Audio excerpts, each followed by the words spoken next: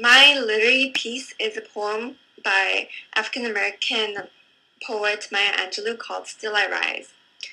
The whole poem is a total of 8 stanzas and 43 lines, and I picked the last stanza, which is the only stanza in the poem that is not a quatrain. It consists of lines 29 to 43. The poem as a whole is free verse because it has no set rhythm that applies to all the stanzas. Now I'll read the stanza that I picked. Out of the huts of history's shame I rise. Up from a past that's rooted in pain I rise. I'm a black ocean, leaping and wide. Welling and swelling I bear in the tide.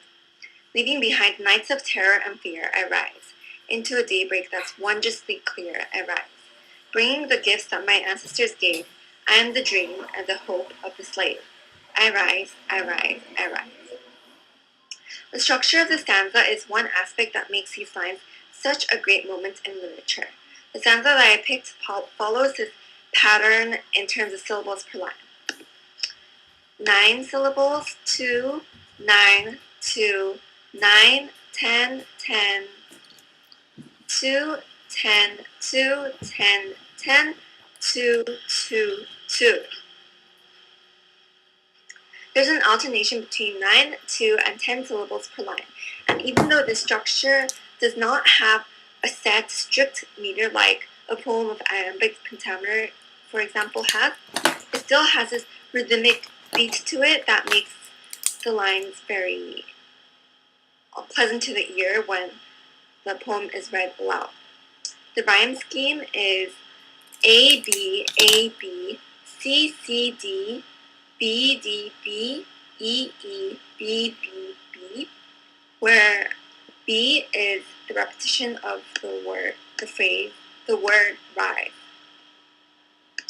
There's also an internal rhyme in this verse over here of the words welling and swelling.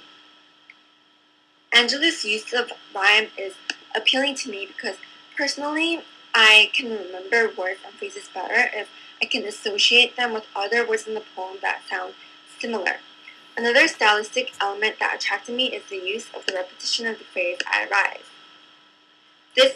This phrase also resonates with the title of the poem, Still I Rise. And the purpose of this repetition is to emphasize Angelou's firm belief that she will rise to conquer discrimination and that she will not let what others say about her race get in her way. I admire the confidence, courage, and determination that are reflected in these lines. In addition, the overall syntax of this stanza is short and punchy. Because the lines are of relative short length, the pace of the poem goes pretty quickly, adding to the sense of anxiety and indignation.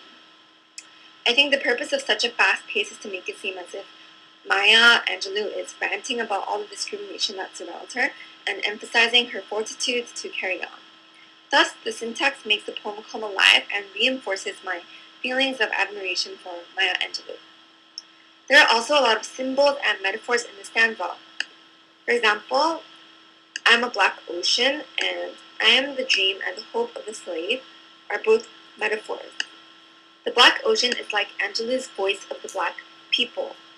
Daybreak in this verse over here is also a symbol, and it's a symbol of a new beginning that is free of discrimination.